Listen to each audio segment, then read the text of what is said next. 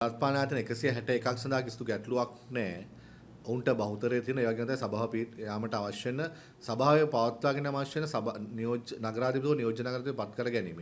සභාපතිව නියෝජ්‍ය සභාපතිව පත් කර ගැනීම නීත්‍යානුකූල අවශ්‍යතාවය ඉෂ්ට වෙනවා.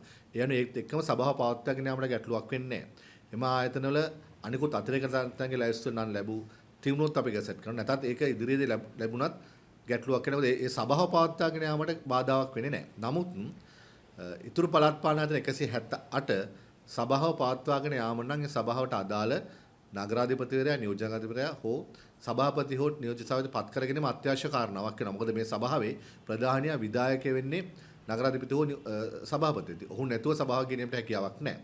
එම තනතුරු පත් කර ගැනීම සඳහා නම් අනිවාර්යයෙන්ම මේ සභිකයන් අතුරින් පළාත් පාලන කොමසාරිස්වරු අදාළ තනතුරු දරන පුද්ගලයන් කවුද කියන පිළිබඳව නිශ්චිත වශයෙන් තීරණයක් අරගෙන අපිට දැනුම් දිය යුතු වෙනවා. කිසිදු අවසාන දිනයක් නැහැ. ඒක තමයි තියෙන ගැටලුව තියෙන එක අපි අවසරයක් තිබුණා අවසාන දිනයක් නැහැ. හැබැයි ඉතින් අපිට තියෙන ප්‍රශ්න මේ 6-2 කියන කාරණාවත් එක්ක අපිට මේ සංස්ථාපනය වෙනවා මේ අපි දන්නවා ශ්‍රේෂ්ඨාධිකරණ තීන්දුවත් හැකියක්මෙන් මැතිවරණ පාත්‍ර සභාව පිහිටවන්න කියලා. ඉතින් ඊට අනුකූලව තමයි මේ සියලු සිදු ඉඳ හැකියක්මෙන් සභාව පිහිටවීම මේක සම්බන්ධ සියලුම පාර්ශ්වකරුවන්ගේ වගකීමක්.